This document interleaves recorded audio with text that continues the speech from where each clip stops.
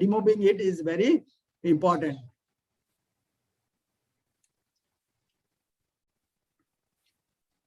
Hello.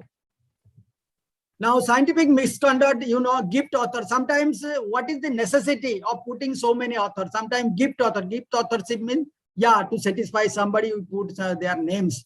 So gift author, redundant publications, some means already it is published some paper in some articles. Again, you are submitting to next journals, some other journals, only little bit changes. So these are also. Then plagiarism, the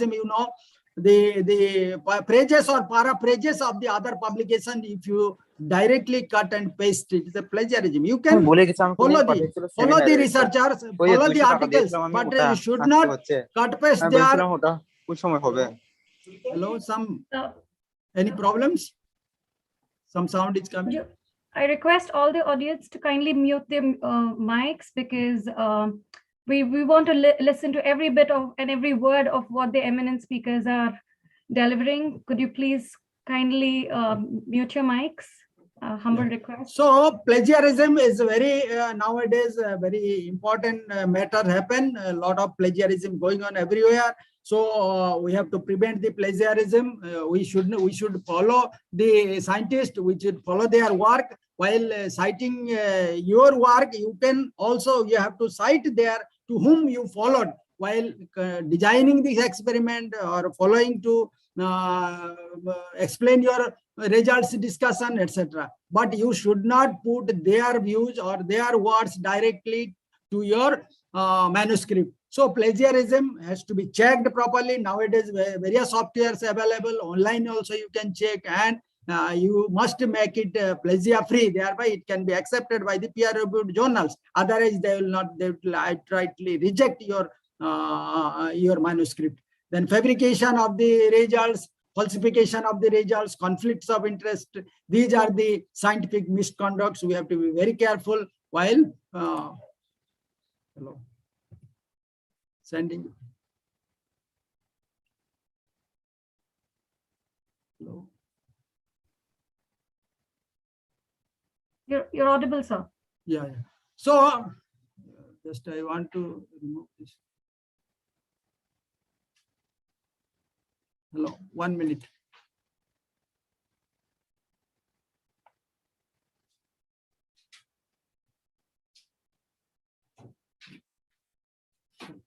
Hello.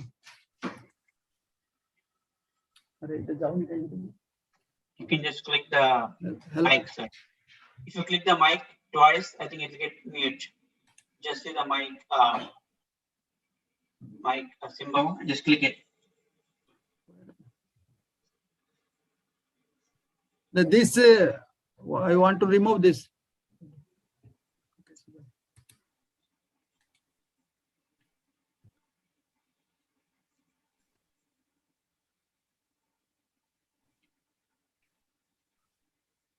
You have to go back to the previous slide.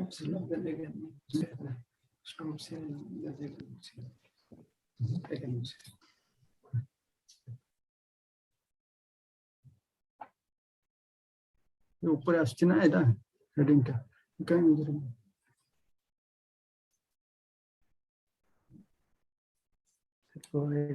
Hello. Yes, sir.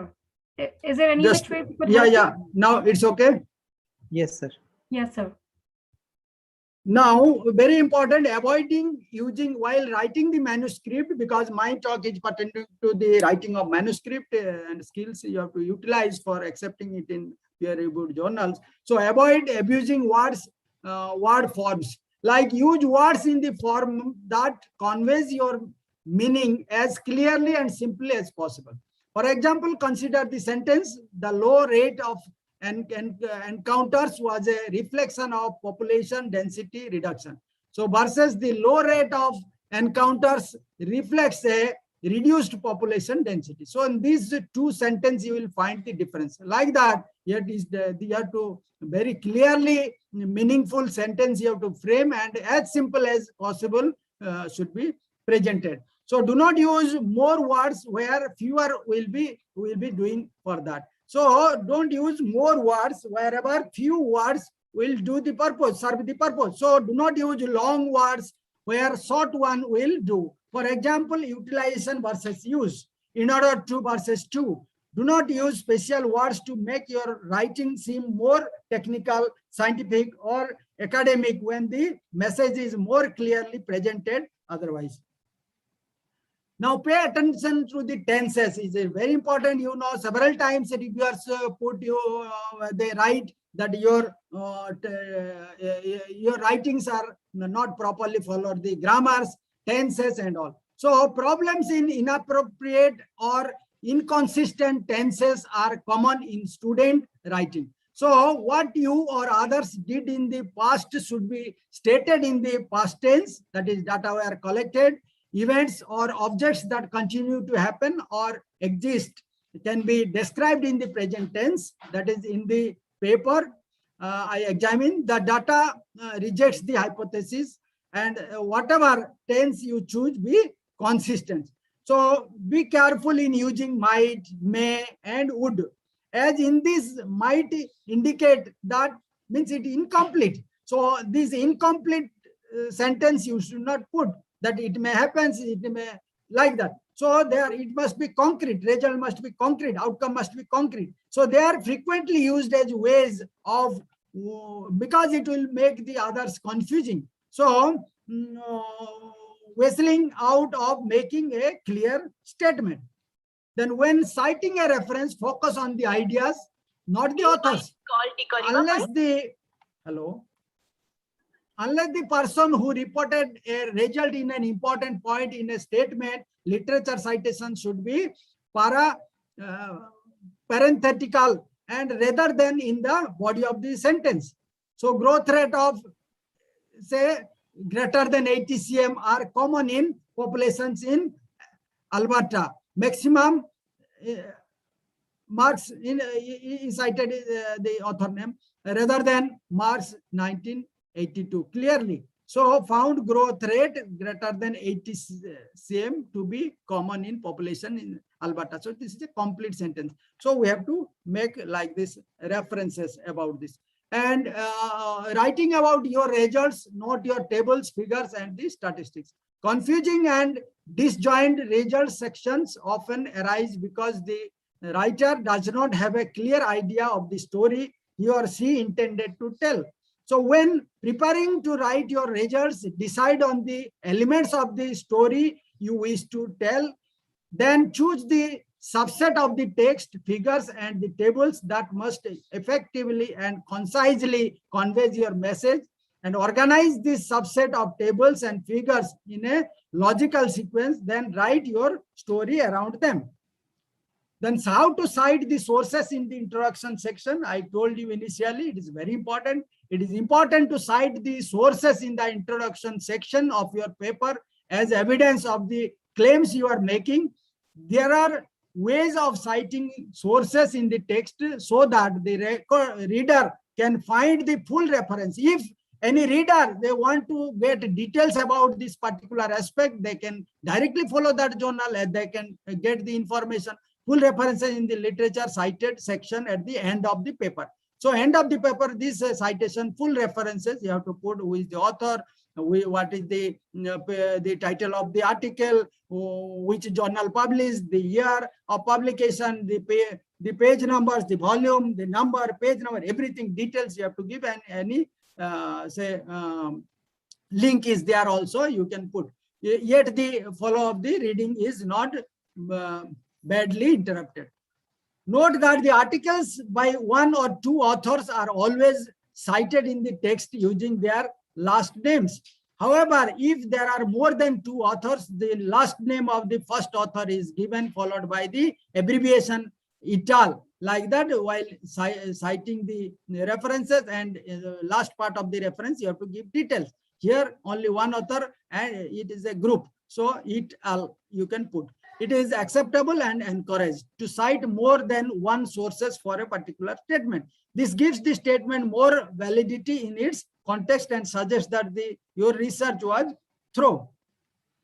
So now coming to an end, so these are the important areas you have to put emphasis on while writing the manuscript. And now any questions we can discuss. This is for a discussion session. So write a paper, first draft based on the selected sets of figures, the tables, the titles, the abstract, introduction, material methods, results discussion, and conclusions. Then you can submit for the articles. So thanks for patient listening and giving me this opportunity to interact with this August gathering.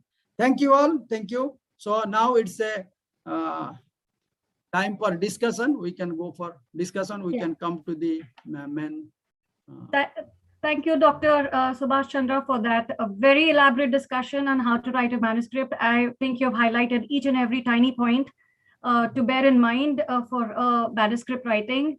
And I'm sure our audience is very inspired and they'll get their pen rolling or rather their mouse rolling and get in more manuscripts for us on board. And we have a couple of questions. Let me over to the question. We have we have two questions. One interesting, very interesting question. Somebody is thinking on the fraudulent ground here.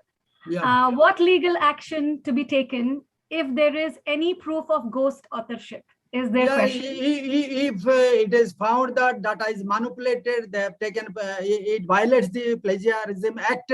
So sometimes they may be blacklisted by the journals. You know, all are interlinked nowadays online. All journals are also like banks. It is all are interlinked. So once by the scientific community is found that is involved in fraudulent activity, the institution from where it is done or cited and the person concerned may be blacklisted. He may not be able to publish further on involving research. So that is very important because now manipulating and publishing the research outcomes in front of the scientific community is a serious offense. So it must be taken convicted. It must be convicted. So to prevent this, you know, particularly patent publications and all. Time is very important. You know, the outcomes or the results when cited at a particular time is important.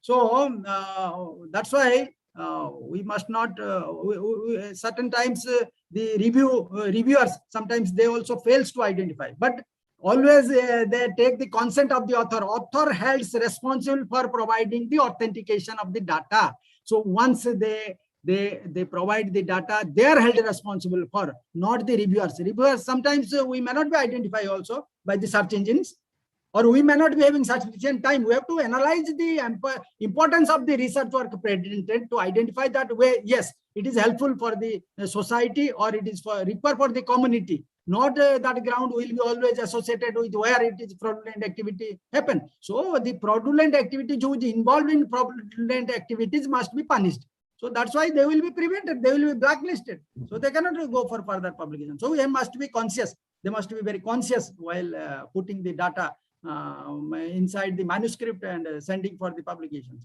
to the publisher. Thank you for that answer, Doctor. And there's one question. It's a little too general. I'm hoping I get a more specific question. The question here is, kindly give an insight on significance of publication. I'm not too sure what the significance of publication, because you know, so many scientists are involved in research on a particular aspect throughout the world. We don't know which corner. It may be America, it may be Europe, it may be India, it may be Japan, it may be China. Several places, several scientists are working maybe on same concept also. So when the outcome has to be disseminated through the globe. If any good research outcome comes out, then it is going to be a public property letter. So from the scientific communications, scientific publication only the people will come to know about it, and they may utilize as a reference for their further work. So the publication is highly essential to disseminate the knowledge through the scientific community in each field. So therefore, the significance of publication, I think it is explained. What is the significance of the publication? And communication, particularly publication, is very important. When you conduct research, the output, certain times the manuscript writing skill plays a very important role to publish in the good referred journals, or we can say the peer-reviewed journals. And particularly the scientific community follow the peer-reviewed journals because data is authenticated there, because it is checked for the plagiarism. That's why it is very important while writing the manuscript and technical skill adopted to present your data in a more presentable way. Thereby, people will come to identify, yes, it is, this outcome is very important, and it highlights the outcomes. Right. And it can be accepted by the reviewers. Right. Yes, ma'am. Thank you, sir. Actually, I would, from this question, he says significance of significance. Do you mind if I could keep your question towards the end, because I think we're running out of time and we have to move on with the next speaker. Anindya Banerjee, I would take your question towards the end. Thank you. Moving on to the next speaker is Dr. Ravi Shankar, who is a faculty member at the IMU Center for Education, Kuala Lumpur, Malaysia. And he's a coordinator for evaluation at IMU. He's also worked as professor, associate dean, curriculum committee chair in several universities over the last 2 decades in Nepal and the Caribbean. He has over a massive 700 publications in various national and international journals. And he has written 12 book chapters in 7 books. And he is a very valuable resource at several national workshops on different subjects. And not just that, who says doctors can be just very scientific and boring. He enjoys traveling and he's a very creative writer and also a photographer. For all of you who are very apprehensive about peer review process and who are very camera shy, we have got you covered for each of it. Presenting to you, Dr. Ravi Shankar. Over to you, sir. Thank you, Dr. Rajeshwari. I would like to thank Dr. Chinmay for having me here.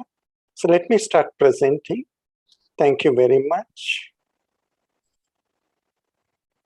So let me share my screen. Give me a minute. I believe you can see my slides. Is that correct? Yes, sir. Okay, thank you. So I'll be using Slido. If it works, for some interactions, if it works, it's fine. I believe some of you may have downloaded. I think I communicated with Dr. Chinmay, but that's fine. So I'll mainly talk about peer review. Yeah, that's what I'll mainly talk about. So I've already been introduced. I'll talk about the role of peer reviewers and the peer review process. Of course, it's a big topic. So I'll just give you an overview of some important areas due to the shortage of time or fit in within the short time frame which I've been provided. So what we'll cover is we'll look at peer review. It's not something, it's universal today, but peer review is something which is quite new. When I go into the history, it will become evident to you. We look at types of peer reviews. A lot of interesting things are taking place in peer review. A lot of important points. Why manuscripts are peer reviewed? Maybe Prof just talked about it briefly in his session. What do reviewers look for? And how you can make it easier for the reviewers and subsequently improve your chances for publication. So that's what we'll briefly look at. Yeah. So let's see whether you can use Slido. So if your Slido downloaded, please open it. Please open the app, type in 067573, that's the number. Yeah, so this time, if anyone has Slido, I'll wait for a few seconds to see if I have any responses. If someone has Slido, if not, we'll move forward. So if you have Slido, open it. If you do not have Slido, what's happening is you can see a QR code, yeah, towards the left side of the screen. Open your QR code reader and scan it. So those are the 2 ways in which you can participate, something for interaction. If we get some responses, we'll wait. If not, I'll move forward. So it's asking whether any one of you have been peer reviewers. Yeah. So I think we have one response. Thank you, sir. Thank you, ma'am. Let's see whether we get any more responses. Yeah, maybe some people have Slido. So we have we have two people who have been peer reviewers. One person who says no. Let's wait for a few more, some more time. We have 4 responses. Thank you, everyone. Okay, so still about 60% yes, yeah. 1/3, 2/3 yes, 1/3 no. Of course, it's a mixed audience, faculty and students. Any more responses from anyone else? Come on, audience, we can do better. Yeah, I think maybe they'll slowly come in. I think, yeah, so we have about 63% who have been peer reviewers. It doesn't matter, yeah, we're just trying to find out whether any of you have been peer reviewers. That can have some impact, yeah, you can get some ideas. Let me keep it open for another 15 to 20. Okay, I think we're still getting responses. First time, so first slide, I'll keep it open for a bit more, yeah. Next time it will be easier because same number, you just log in. So 56% have been peer reviewers. Yeah, let me slowly begin to close it in the next 10 seconds. Okay, we still have no has become more. Yeah, so of course, I believe we have quite a young audience. Of course, maybe now it's equal, 50-50. Any more responses? Let me keep it open. अभी YouTube में भी है बे हाँ वही तो बोल रहा हूँ ये बोला है वो और कुछ और बोल रहा था Kindly unmute, please. अच्छा ये लेकिन इसमें Kindly mute, please. Sorry. YouTube में भी Okay, fine enough. So more yes. Let me move forward. Yeah, thank you everyone for participating. So we got about 56% people who have been peer reviewers. We have 13 responses and 46% have not been peer reviewers. Yeah, thank you so much for participating. Let me move forward. So what is peer review? So some parts of my talk will be based on a recently published article. It's there, say freely available open access journal. So anyone is interested, you can look at this article. Yeah. And like Prof had said, it's when you submit someone's work to scrutiny of other experts in the field. And like I said, it's something which is very common today, but it was not always the case. So it's relatively recent. Yeah, if you look at it, it's a relatively recent phenomenon. First started in 1731. Yeah, so and then it was slowly adapted. So this is widely believed to be the first peer-reviewed journal. So JAMA, many of these famous journals, JAMA began peer review in 1940s. And prestigious journals like the Lancet, everyone knows Lancet, everyone knows Nature, they only started this in the 1970s. Yeah, so peer review is quite a recent process. Even though today it's nearly universal, it's something which is very recent. Okay, how many manuscripts have you reviewed? I think we had quite a lot of people who are peer reviewers. So can I just have people respond to this? Thank you. So if you have been a peer reviewer, how many manuscripts have you reviewed? Okay, less than 3. We have 1 response. Thank you. 4 to 10. Okay, 4 to 10. Less than 3 is still the most common response. Let's keep it open for some more time.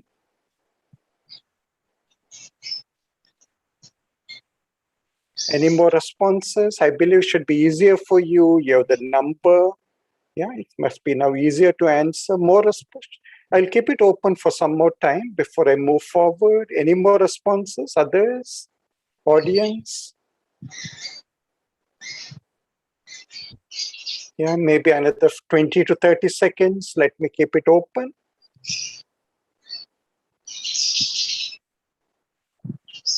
Okay, so whatever responses we got, Majority have reviewed less than 3 papers. I think we have some, it's now equal. People have reviewed 4 to 10 papers also. Yeah, I think we can keep it open for a bit more time. Maybe people might have some challenges sometimes accessing this resource. Once you keep on using it, it becomes easier.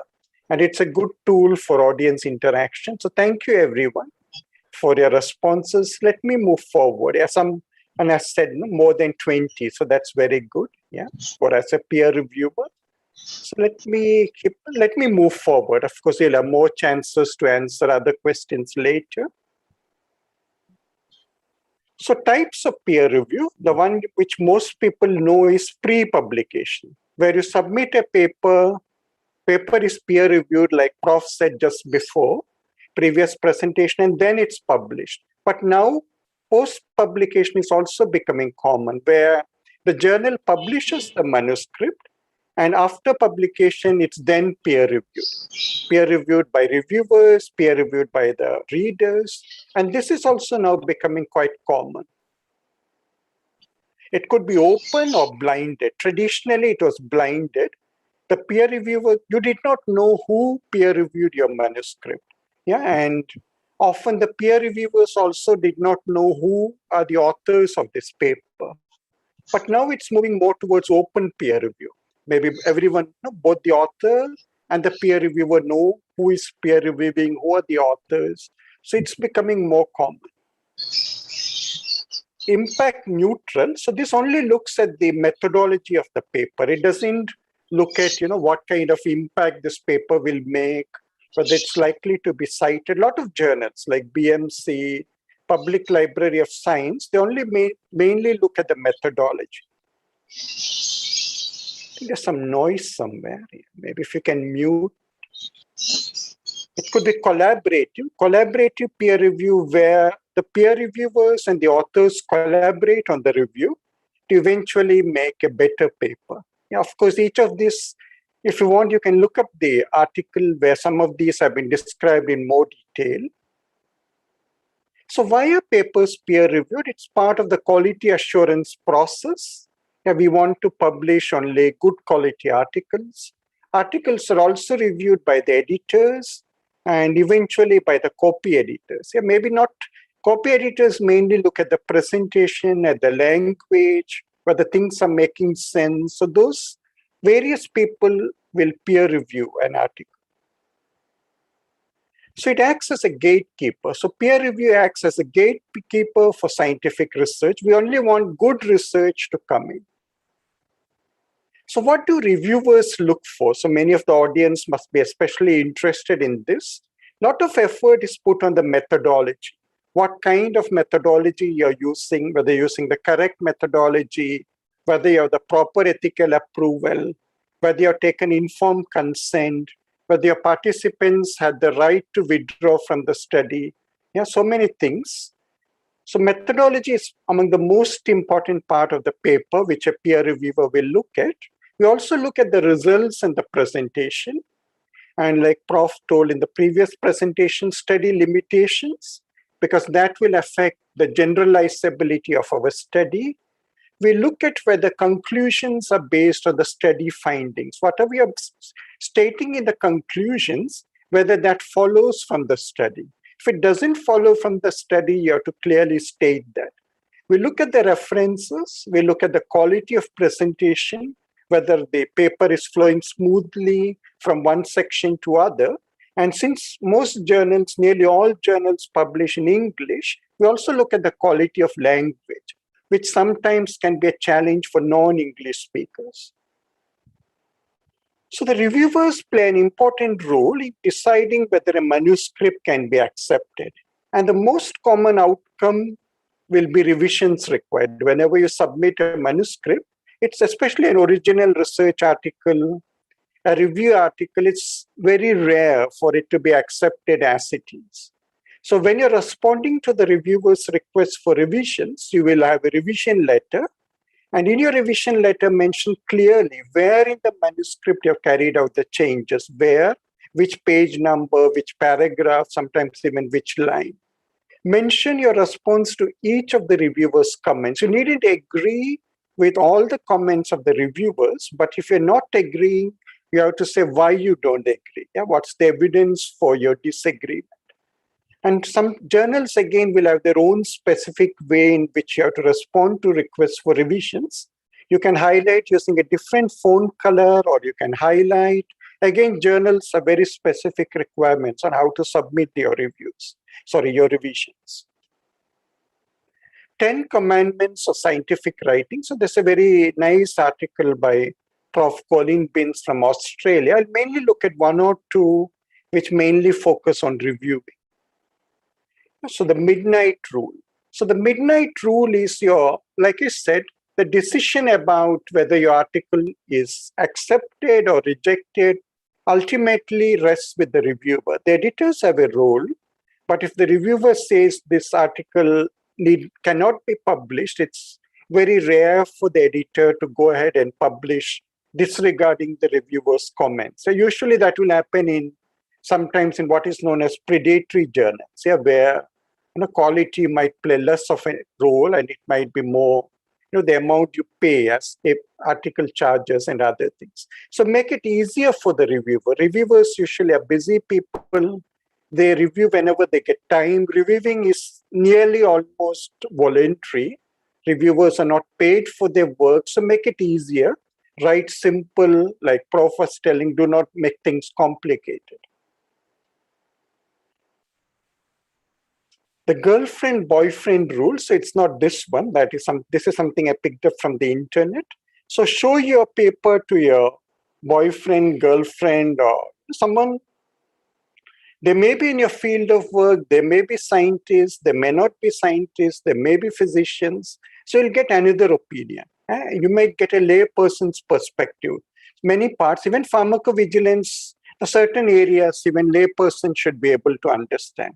Maybe some of the detailed methodology may be difficult, but you get another perspective on this. So what challenges do you face while doing peer review? I think we had some people who said they peer reviewed a manuscript. 2 or 3 words, if you can mention. Of course, I know it will be a challenge writing that in 2 to 3 words. But what challenges do you face, those who do peer review? If you can fill in something. Thank you.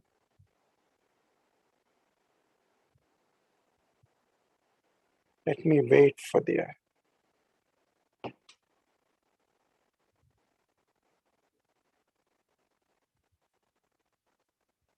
Language flow, thank you.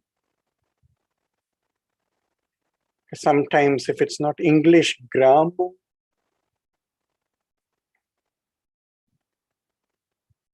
let's wait for more responses. Quality of the review, you're worried whether authenticity of the article, authenticity of the work, which of course can be a huge challenge. Lack of good research methodology. Yes, thank you, everyone.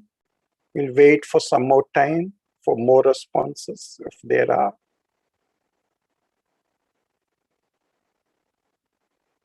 Okay, any more? Okay, authenticity, lack of reference citation, possible, yes. Any more? Maybe another 15 to 20 seconds. Any more? Thank you, everyone who contributed.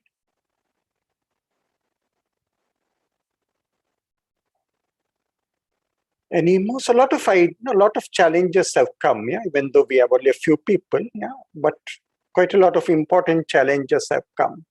Okay, thank you, everyone who contributed.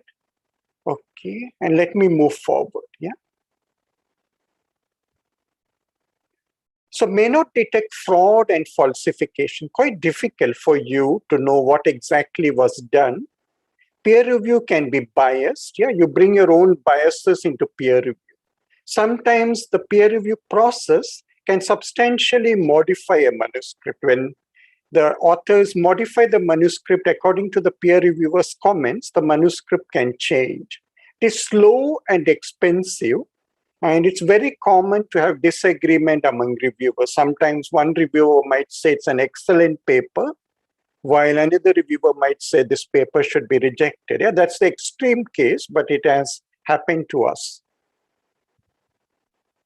So there will be receipt of the manuscript, editorial review, usual process which is followed. Editor decides whether to send out for peer review, send for peer review, then the reviewer's comments will come. The authors usually are asked to revise the manuscript, and the revisions can either be sent back to the reviewers, or sometimes even the editor decides whether the authors have subsequently addressed the reviewer's comments. So this is what can happen. So peer review process and COVID-19. So COVID-related articles, non-COVID articles. So COVID-related articles, of course, get priority during COVID-19. And there have been some studies recently on this. And there has been a general slowing down of review during COVID. More articles, so people are publishing much more. In fact, if you're looking, anyone is interested, you can look at the references and other things in the paper. And reviewers also are busy. Reviewers have more clinical job, people fall sick, reviewers have to cover for their colleagues. Yeah, so more papers are coming. So the entire process has slowed down, especially for non-COVID articles. Okay, that's mainly it from my side. If there are any questions or other things, I can try to answer them, or we can answer them at the end. Thank you everyone for your patient listening, and let me stop sharing and see if we have anything else. Yeah, thank you so much.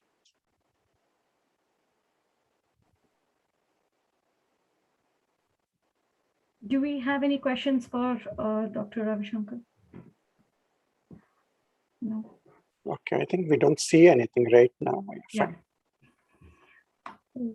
Thank you, Dr. Ravi Shankar, for a very interactive session, and thank you for giving us those fancy rules, a midnight rule, girlfriend-boyfriend rule, and all the tips.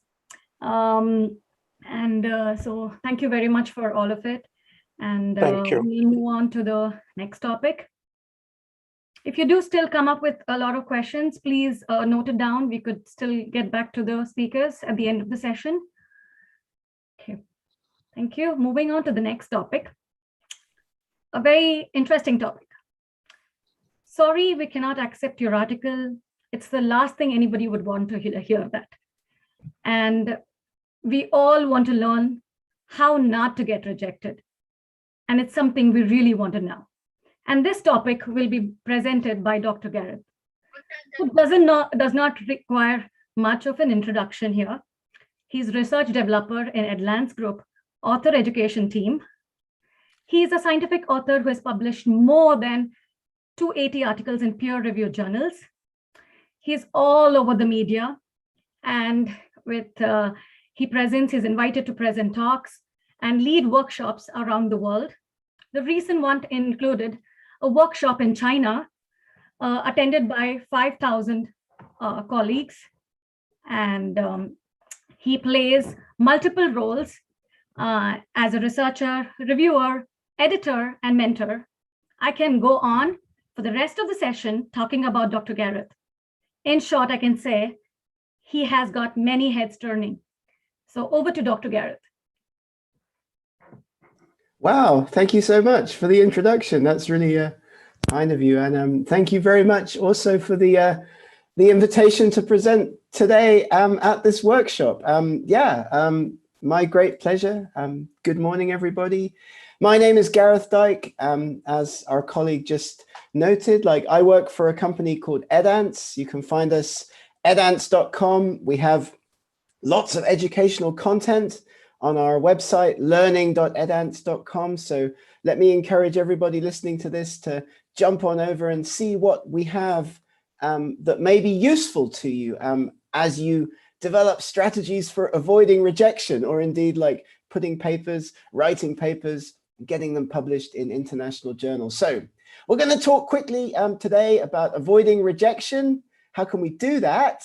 And I think, as you'll see in a minute, that the main way in which we can avoid rejection, other than, of course, writing great papers, is to communicate effectively with reviewers, with editors throughout the process. So we're going to talk about the editorial process in this presentation, and we're going to talk about the academic publishing cycle, which I like to call the academic hamster wheel, because we're always going round and around and around this cycle as academics, day after day, week after week, month after month. So very important: ideas, funding, data, journal selection, paper writing, submission, and peer review and publication. And then the cycle starts all over again, and we go round and round all over again as academics. The question is, which stage of the academic hamster wheel are you currently at with your next paper? And we all get letters like this, don't we, all the time? I paraphrase, of course, but dear sir, dear madam, thank you very much for asking whether we would like to publish your paper. It's good and original, but we're not willing to publish it. The good bits are not original, and the original bits were not good. This is what we often encounter as authors, those rejection letters. And how we manage that starts with our understanding of the editorial process and who editors actually are.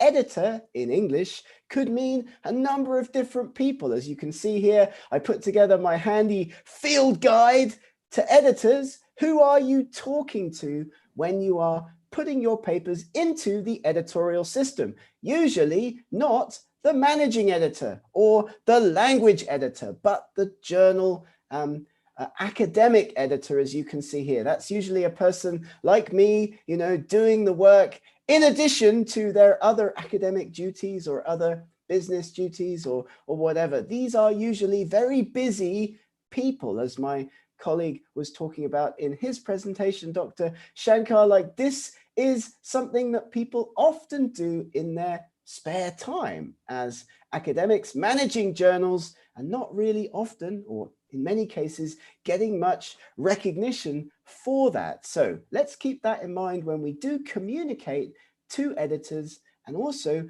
to peer reviewers. The recognition of peer reviewers after they perform peer review is something that has also been talked about today, but often reviewers giving up their time to assess your paper, as are editors. So this is one of the keys, I think, to avoiding rejection. Effective communication starts with journal selection, of course. And many people, many colleagues around the world who are successful publishing academics, we work with many of them at Edance, they don't start the process of writing a paper until they've targeted a journal. So that's the first stage of the communication process, the first way in which you can start to avoid rejection. When you finish a piece of research, you know what your message is, you know what the key takeaway from that piece of research is going to be. You can start then, before you begin to, you know, write the paper, you can begin then to think about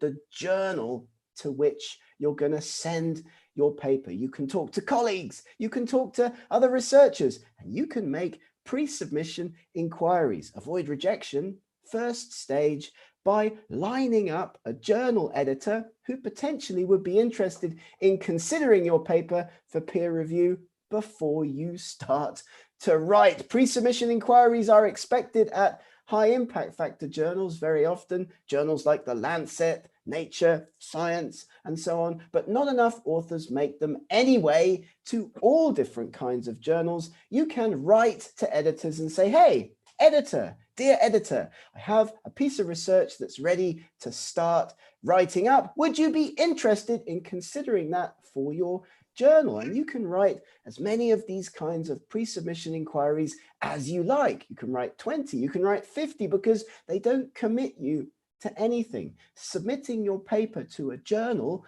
commits you to that journal, of course. But editors can come back to you and they can say nothing, or they could say, great idea, please do make a submission. It's the first stage of avoiding rejection, because of course you're already ahead of the game with that particular journal as you then go ahead and write the paper and make that submission. So start by communicating with editors at the earliest stage of the process, pre-submission inquiries, write to editors, write to as many as you like. This will help you target your submissions to journals. And I'll give you an email template. If you reach out to me at the end of the session, I'll be able to provide you with templates for many of these pieces of communication to help you speed up the process and minimize your chances of rejection as well. So here's a template, for example. You can have this as a Word document at the end of the presentation today. You can fill it in, you can put your information in there. You can use it when you email those editors and start the communication process towards avoiding rejection, which is what this is all about at the end of the day. So what else can you do as an author? Well, have you considered the use of preprint servers? These are great. These are great because these are online repositories for academic work. As you know, you can put your work there before peer review and before publication. Corrections, comments from the community can enhance your article's content. And people always say, hey, Gareth, won't my work get stolen? Who's going to protect my intellectual property if I put out a draft of a paper onto a preprint server before it gets published in a journal? Well, that's not a problem because reputable preprint servers protect content with CC licenses. You get a document object identifier number. You will be able then to have the chance that your work will be picked up by a leading international journal, because if you're using a preprint server, a reputable preprint server, and again, I can give you a list of these at the end of my presentation today, journal editors will monitor the content that goes onto these servers and often come to you and say, hey, Dr. Dyke, we see your paper, we see your draft on the bioRxiv preprint server. Why not submit that to our journal? So again, helping to minimize your chances of rejection. So I'll give you some information about preprint servers at the end of this presentation. Authors have concerns about them often, but you don't need to worry because journals select from preprint servers. Your copyright, your intellectual property is always protected on these sites, on these reputable sites. So your paper goes into the submission system. What's the first stage? As you'll be aware, the first stage of journal submission is a bit like getting hit by a bus.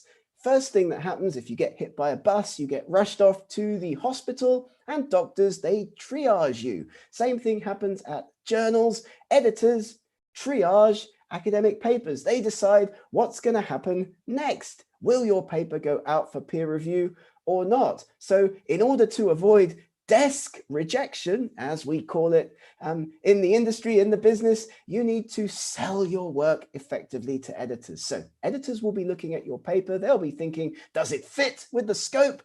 Does it have a clear message?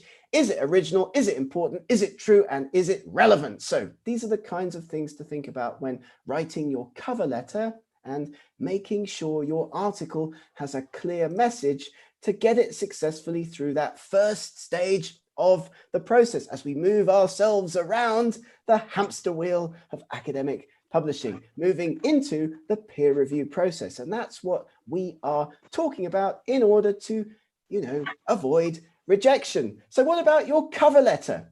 Don't waste the opportunity to sell your work to that journal editor. Lots of people, and I used to do this too, they write something boring, dull, derivative in their cover letter. Please consider this manuscript for publication in your esteemed journal. That's a mistake. You're not taking advantage of the opportunity to sell your work to the editor. At our journal, I've been working as an editor for 17, 18 years with Taylor and Francis.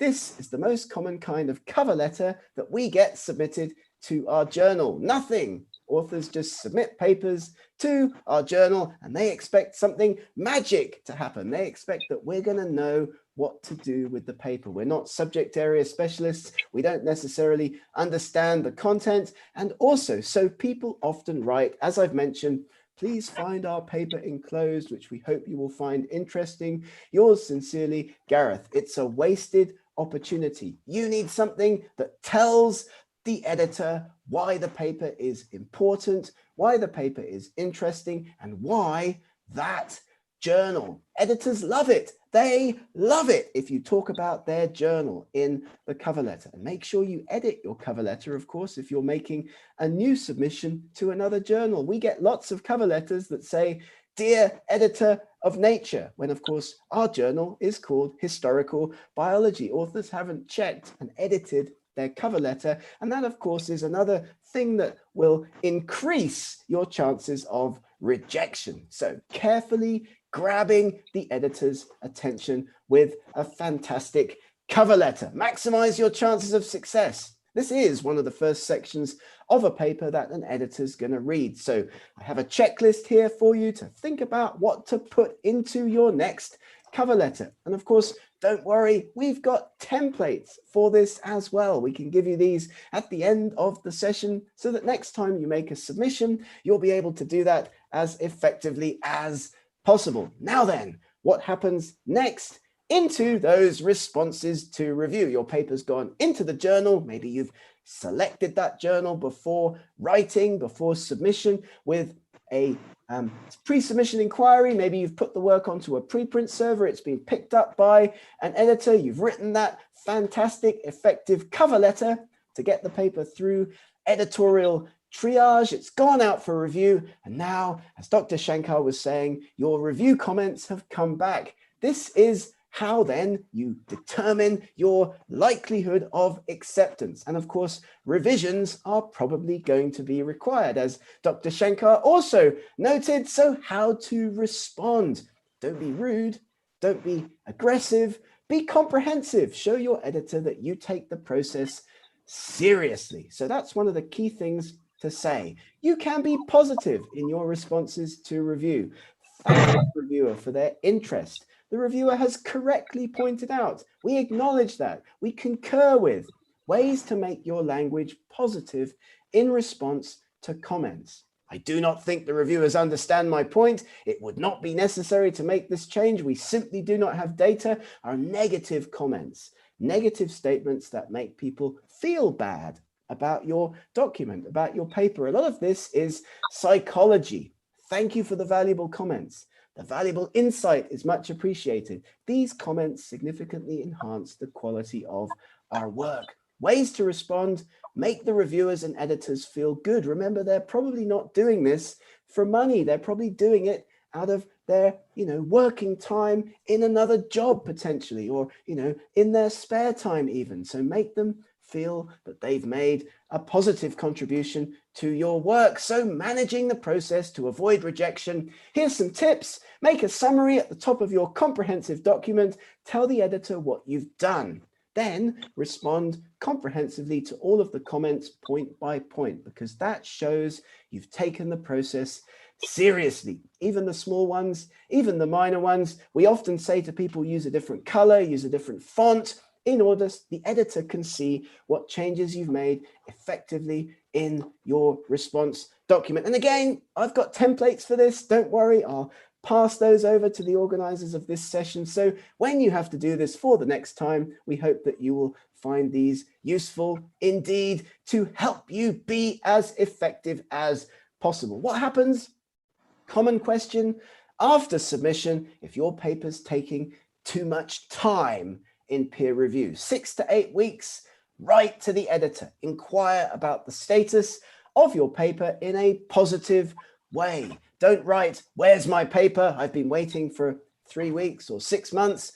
Give something back to the editor. Give them more suggestions for peer reviewers. Provide them with something that makes their work easier. Be positive, be polite, be constructive when you write to editors, because that will increase your chances of acceptance. Then we talk finally about rejection. What happens when we get our papers rejected? I think working as an academic, we experience rejection more often than almost any other line of work. Maybe salespeople, people who sell things for a living, get rejected more often. But academics, grant applications, papers, job applications, always getting rejected. But it's how you deal with rejection, how you positively take those good comments, you move on to your next journal. That's how you will determine your career success. take it from me. My career, I've had a number of experiences where I've got papers rejected, but, you know, moved on and gotten those pieces of work published in decent journals anyway. However, if you feel unfairly treated in peer review, if you genuinely think that your research was important and deserves to reach that journal's audience, you've been unfairly treated in peer review, then consider appealing to the editor. Again, what's the worst that can happen if the paper has already been rejected? You appeal what you feel are unfair comments, inaccurate comments, incorrect comments. The worst that can happen is that the paper's going to stay rejected. This is important. Confidence and self-belief in your research is one of the keys to success as an international researcher. How you manage rejection. I have several examples from my own career. Papers that went to high impact factor journals got terrible unfair comments in peer review. So we then appealed. We said, we do not feel these comments are fair and accurate for these reasons. We gave evidence, we provided additional citations, which is what you need to do at that stage as an author. The editor said, okay, let's send the paper out for further review. Paper got published in Nature. Paper got published in Nature Communications. So don't miss out on those career-defining, career-changing publications if you feel you have been unfairly treated. Talk and communicate to your editor, which is what this presentation is all about. Maximize your chances of acceptance, minimize your chances of rejection with effective and polite communication. Here are some real emails that we got at our editorial office. Hi, where is my paper? I've waited 2 months. Looking forward to an immediate reply is not such a good approach when writing to an editor. Dear editor, I'm writing to ask if I can do something to help speed up the process of my recent submission. Can I make some suggestions for additional peer reviewers? That is a better approach, a more positive approach as an author. Communication is key, and we are here at EdAnts at any time to help you maximize your success as a researcher. So any questions, just reach out to us, just get in touch. We're always here to help. We have 10% discounts for everybody who'd like to avail of any of our services. Please do take a screenshot of this slide. Free access to all of our Learning Lab contents. You can sign up on the link here on this slide. And let me just say thank you again for the opportunity to give this presentation. My name's Gareth. You can find us at the EdAnts Learning Lab. And thank you for your attention. I hope it was useful in some way. Thanks again. Thank you so much, Dr. Garrett, sir. It was nice, very nice. You explained all these things from starting from submission to the acceptance. Okay, and I would like to share with audience that Dr. Garrett Dyke is going to join our journal as a collaborator, and he will also help the authors to write up their manuscripts or whatever help they need. He can guide them also. And thank you so much, sir, for your valuable time for us. And thank you. Now, Dr. Rajeshwari ma'am, you can carry on. Thank you, Dr. Garrett. What energy! Whoa!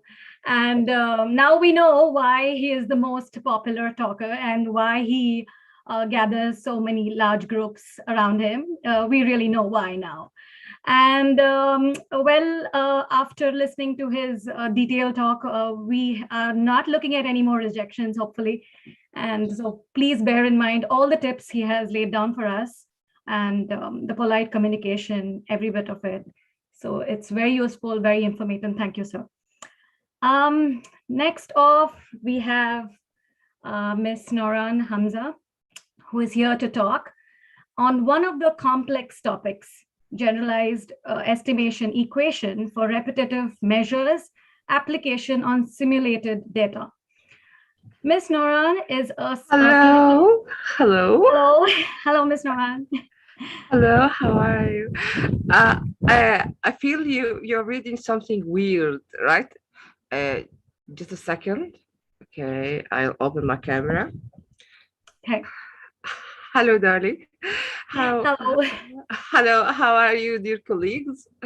I'm really very happy to be with you today.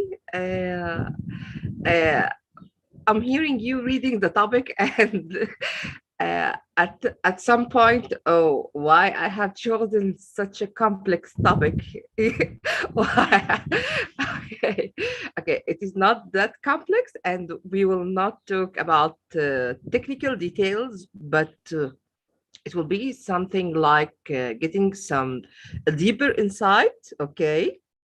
Am I allowed to share my slides or yet? Oh, just a little bit. Let me, I would like to take the pleasure in introducing you to the audience. Yes, sorry, I have interrupted you. Sorry. Yes. So like you already see her and talking, she's very sweet and charming. And she is a clinical research professional with 10 plus years experience in the domain of clinical trials, biostatistics, and epidemiology. Not just that, she has created the first regulatory compliant biostatistical programming in the Middle East. She's founder and CEO of two prestigious companies, Mars CRK CRO. She is an expertise in R software for statistical analysis, modeling, as well as pharmacoeconomics. So let's get, well, she's very modest. I'm sure it is a complex topic. Let's get the complex topic sorted from the master of statistics herself. Over to you, ma'am. I don't know. Okay. How are you all? Good morning. By the way, my time now is about 8:45 a.m. And I decided to enjoy with you the scene with this green scene. Did you like it? Yes. Yeah, I know it is not the ordinary scene, right? To give my speech from the office, but today the sun is really very beautiful. Okay, do you mind? Go ahead, sir. Thank you. Okay, let me share.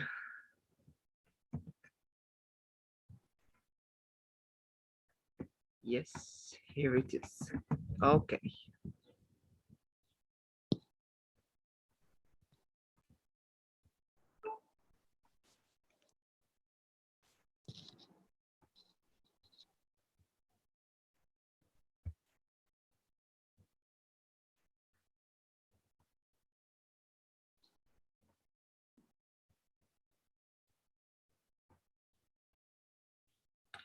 Okay, here we are. Okay.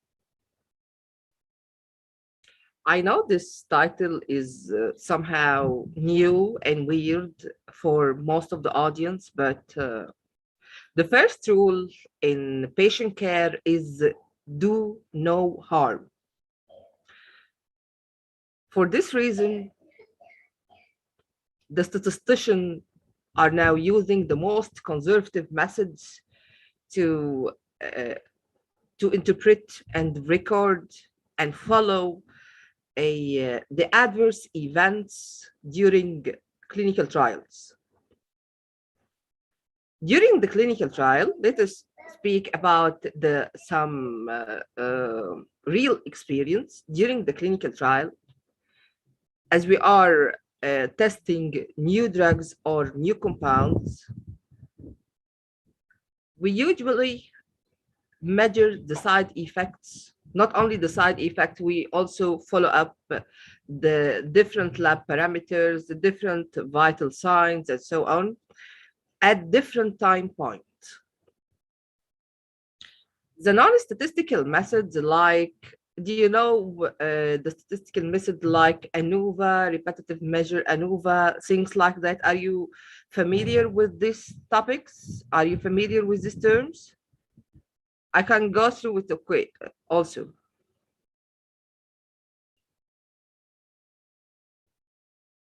Are we familiar with it? Yes.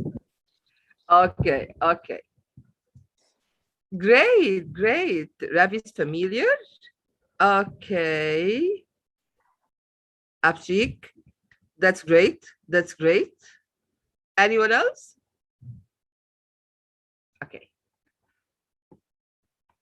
Today we will go through what is the GEE, or the Generalized Estimation Equation, when to use it.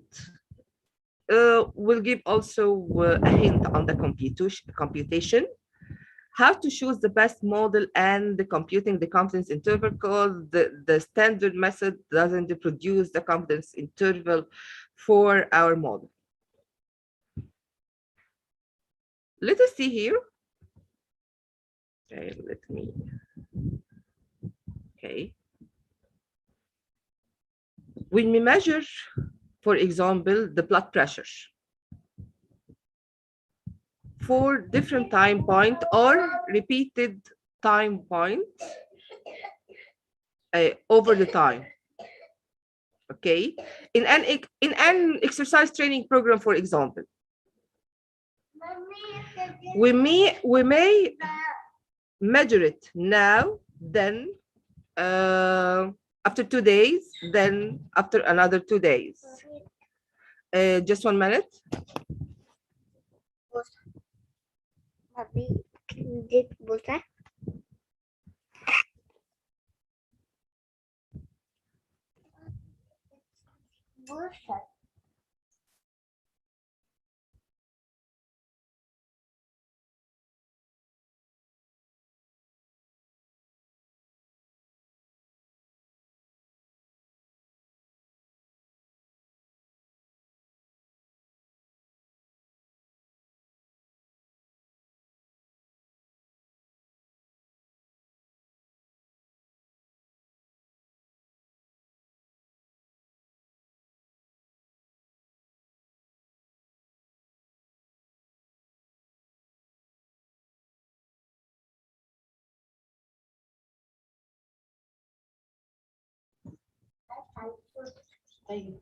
Hi, sorry for this interruption. Okay. What we were saying, yeah, we were saying about the blood pressure during an exercise training program. We may measure it at different time points. For example, today, after 2 days, after another 4 days. This is called the repetitive measure. And when we measure it statistically, we use something, or the most common method known is something called the repetitive measure ANOVA. Either 1 way, 2 ways, 3 ways, according to the arms. Okay, I'll let you know what about the arms. Okay, I'll show you from here.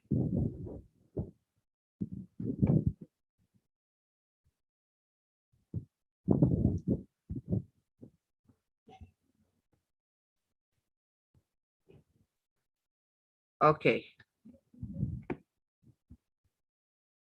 This is arm A, and this is arm B. Okay. For arm A, this is time point 1, time point 2, and time point 3. Okay, got me? For arm B, this is time 1, this is time point 2, this is time point 3. This sort of design or a time point recording is called the repetitive measure, or even longitudinal sometimes. So when we have either this only or both arms, we used it to analyze it statistically in a method called the repetitive measure ANOVA. But what is the problem with the ANOVA here? Okay, do anyone know what is the problem with repetitive measure ANOVA? Why it is not the best method here? Okay, I'll give you a hint. It's clinical data. It's real data, not theory and not stimulation. So why might be the ANOVA is not the best choice? For our colleagues who know what is the ANOVA, you know what are the assumptions?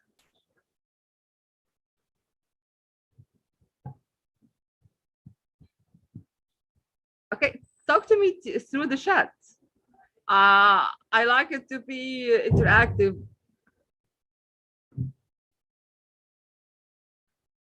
Other confounding factors, okay, and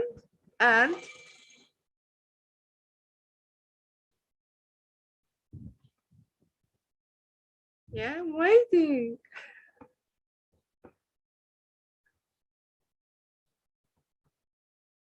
Okay. The most common or the most known assumptions for the ANOVA are okay, patient factor. Okay, let me tell you this. Clinical data are never clean. So the most common methods are not the most common methods used. Okay. Okay. So the assumption, the most common, the known assumption of the ANOVA are you should have no outliers. Okay.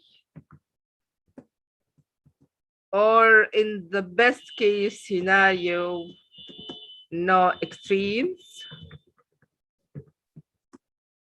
Okay. Yeah, analysis of variance, Sandy, right? I'm reading the name right? Yes, ma'am. Yes, yes. How are you? I'm really happy that you are interacting. Okay. Okay, in the ANOVA, there should be no outliers, no extremes. Data should be normally or following the parametric assumption. Okay, following parametric assumption.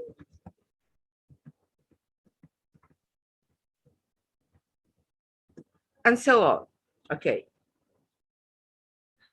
In the real data, for example, when we are measuring blood pressure, we may find one or two of the patient having a blood pressure, for example, the systolic 180, while the others are in the range from 110 and 130. Okay, 180, while the others are 120, 130. This is called an outlier. And when it is 180, which is very far from the maximum or the next maximum, it's called extreme because it's very far from the 180, very far from the 120, okay? Following the parametric assumption is something like that. Let me draw it, okay? Okay. Something like that. This is somehow the parametric assumption. Okay, that most of the measurements lie within this area. Okay, but actually, what is happening when we are plotting things like that, we may get this.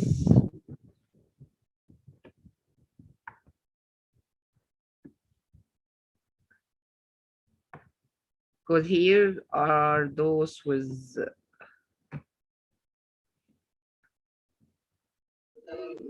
110, 120, and here is our extreme at the 180. Okay, okay. So in this case, can we apply the ANOVA? In this case, can we apply the ANOVA in this one? Where there is outlier and extreme and the data don't follow the parametric assumption. Following the parametric assumption, let us make it easy and say that when drawing the data points, they will not, yeah, that's very traffic. They will not be in the pill shape. Okay.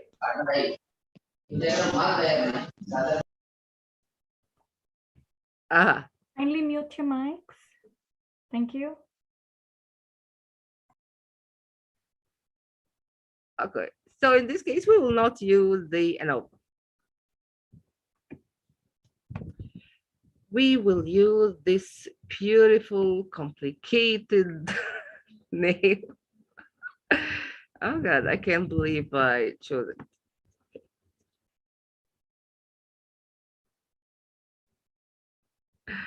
Okay, so here we are. The idea of the generalized estimation equation that this method can be used while the data violate all the known assumptions for the ANOVA. And that's why it's most commonly used.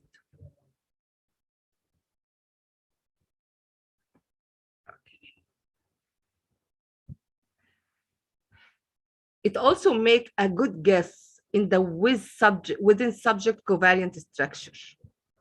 Okay, it didn't pay attention to what is the distribution, okay, or the different time points. We just chose the best model to describe the relationship between our drugs and what is happening to this patient in a clinical trial regarding the adverse event. By the way, in a clinical trial, there is, if any of the patient like this one, if we're having a patient with systolic blood pressure 180, we should report it in a yellow card and report it to the pharmacovigilance department.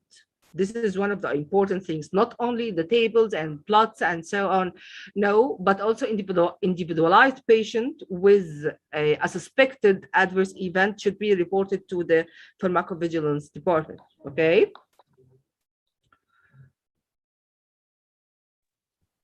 Okay, I'm feeling like talking alone.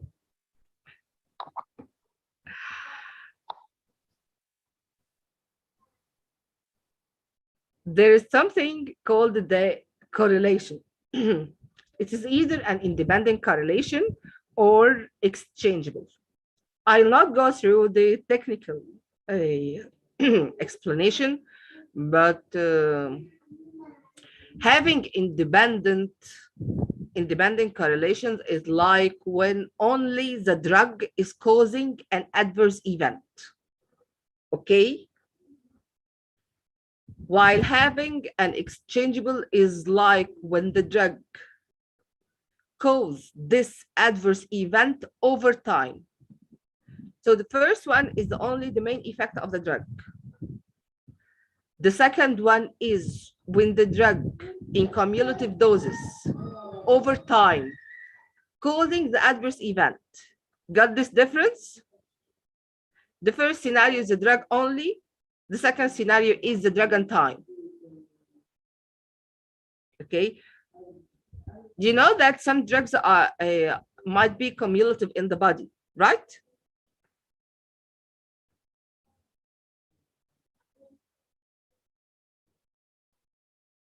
Right, or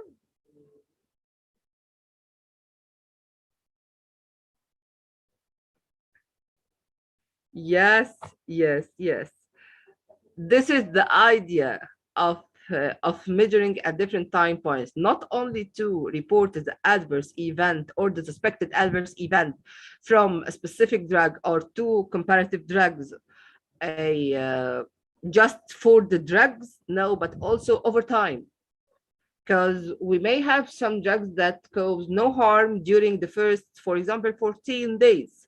Then at the day 15, we may find that 70% of the patients are all suffering systolic blood pressure, or although they had entered the clinical trial as normotensive.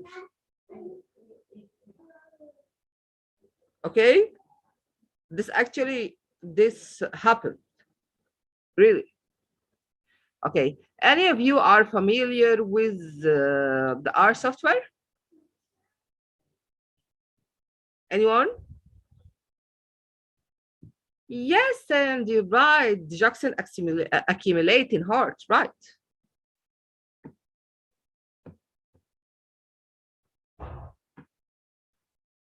Okay, any of you are familiar with the statistics? R software? Yeah, Ramani. Okay, that's great. Anyone else?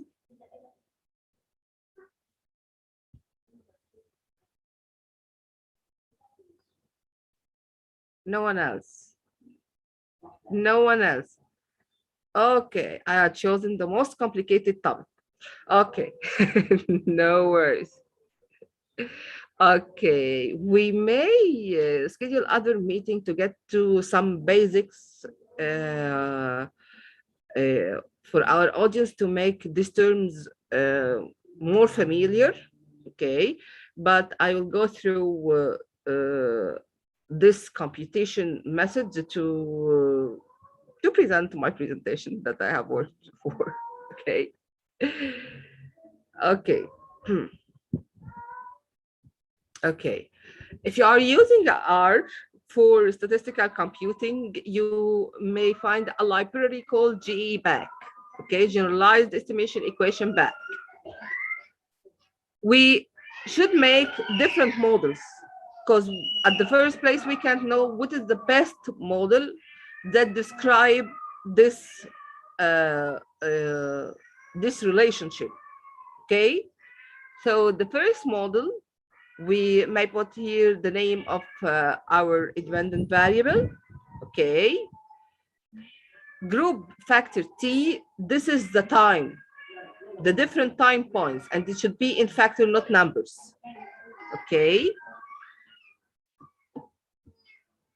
the name of the data set, the name of the Excel sheet or the database. Family equalgaussian, we will explain it in another time to get into the basics.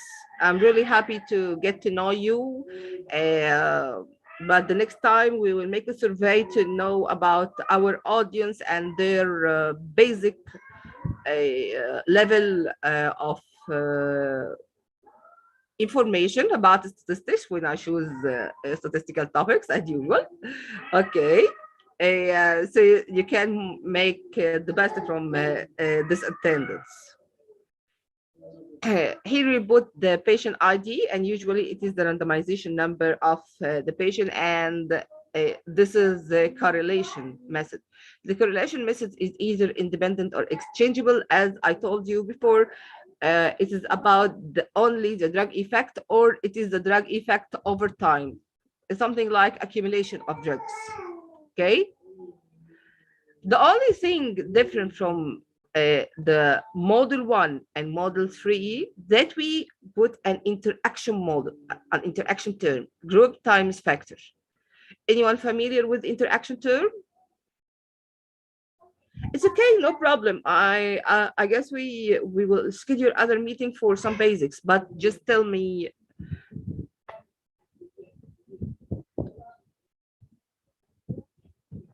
Okay, interaction term is something about the interacting of time with our drug. Okay, let it make easy for now. They will go. Okay. Okay. To choose the model, we have now created the four models. Okay.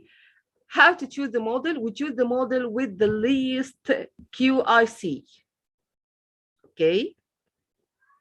So now, if you are not even familiar with statistics, let us look about this.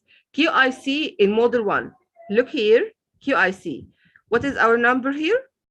Okay, write it in the chat. I'm really sorry. Sorry to interrupt you, Mr. Naran. Just that we have. I've also been given the role of a stop clock. Yes. We're running out of time. Yeah. Okay. Would love to hear more and go in depth with every aspect of statistics put down here. But then if you could just kindly wrap up on the main points, considering the time constraints. Sorry. Yes. Yes, of course. Yes, of course. I feel also it is very advanced topic, and we could survey for the next time our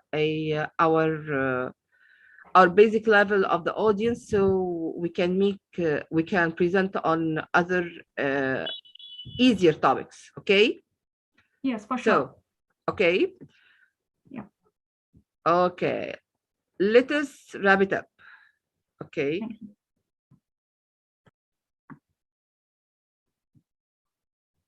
Number one,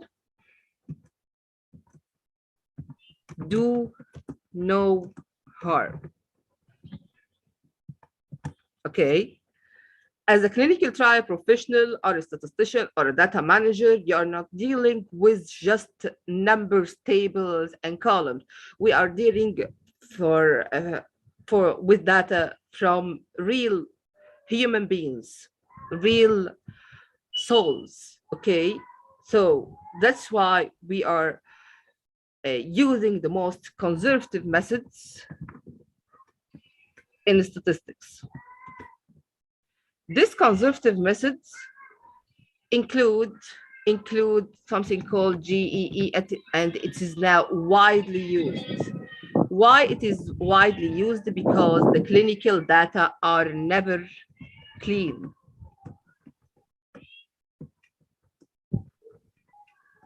Okay. The clinical data are never clean, and also they may never follow the parametric assumption, or be in this shape, which is the pill-shaped distribution. Okay, next time I will prepare something easier for you and create a survey, so things will be easier for all of us. Okay. See you next time.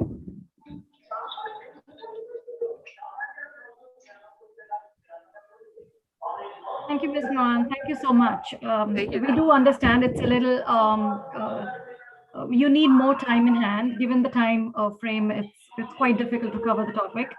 But thank you so much for bringing in newer topics, and very innovative. I must say it's a very innovative way of presentation, wherein you're hands down chalking down and putting down the points and drawing a figure. That's amazing to look at. It's very nice. Thank you. Thank you. That I know you. If I may ask, I want also to communicate with you through the LinkedIn to schedule for more events and more innovations. Thank you. It's a pleasure. Thank you.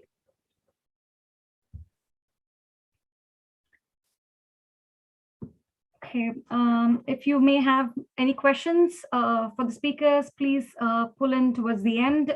We will take all of them at the end, because we're running out of time. I have to move on to the next speaker.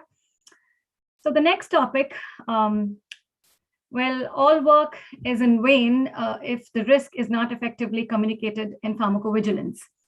So to speak on this topic, very important topic, let me introduce you to Professor, Department of Pharmacology, AIMS, who has mastered the subject with the dual masters of MD and DM, Dr. Biswa Mohan Padi.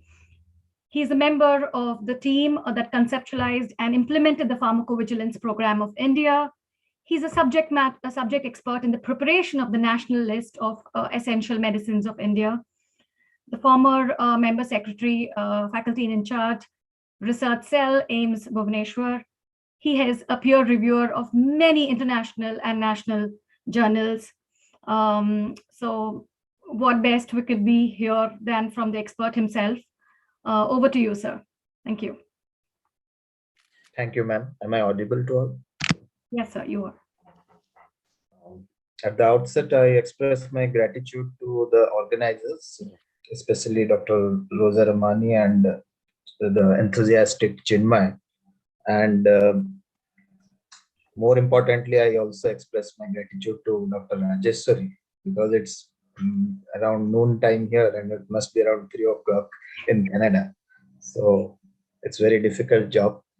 I also thank my the other distinguished speakers, because they have made my job easy so far as explaining the nuances of scientific communication is concerned. So let me just share my screen.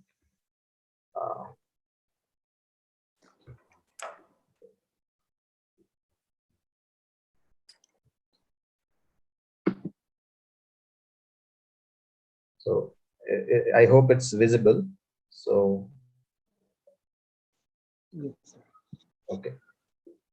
So my topic is effective risk communication in pharmacovigilance, and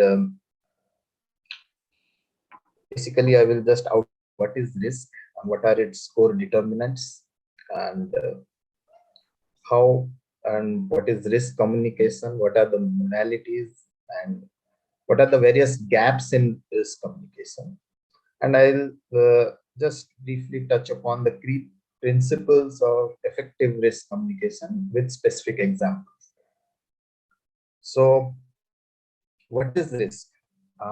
It's a everyone knows what is risk, but it's very difficult to quantify, very difficult to explain also. So WHO has expressed risk, defined risk as a probability of an adverse outcome or a factor which raises this probability. So basically, risk means it's a chance or chance of an occurrence of an adverse outcome. Now, risk has two parameters. That is, what is the likelihood of the harm, and means what is the chance of the harm, and what is the actual harm that is going to be caused. So it has to be expressed in terms of these two concepts. Now comes the most difficult part, how to interpret risk. Now, one can interpret risk as pure data or by analyzing the number of events which are occurring, the type of events which are occurring. And this is more data driven, objective, and very commonly reported and considered by the policymakers, especially the regulators. And they use data to come to a particular decision. But more importantly, it's being recognized that risk also has a psychological, an emotive as well as a behavioral component to it. So to give you an example, and the behavioral component is basically, initially there's the emotive component, that is of fear, of danger, and that can alter a behavior. And this kind of risk as a feeling is not commonly reported, not assessed or commonly reported. But still, it's a very important aspect of risk, of interpreting risk. To give you an example, there may be deaths due to in people due to a disease and because vaccination has not been carried out, and there will be not so much of fear. But if one or two deaths occur after vaccination, there will be a lot of fear in the vaccination of that particular product. So death is death, but why the emotions behind the event would be different. So Peter Sandman, who is a risk specialist from US, has very clearly mentioned that sometimes a risk may be assumed to be large by one person and it may be assumed to be small for someone else. So there is another way of looking at risk, a little more objective way, that is, what is the probability of the event? You calculate the probability based on previous data and see what is the impact or consequence of the event which has occurred. Whether the adverse reaction or the event has negligible impact or it is having significant or catastrophic impact. So this is known as the probability and this is more objective, and you can multiply the probability with the impact, and if you get a particular very high score, then you have to take urgent action or you have to totally stop the use of a drug, or if the reaction is potential and it's very frequent and it's causing catastrophic results. So having said that,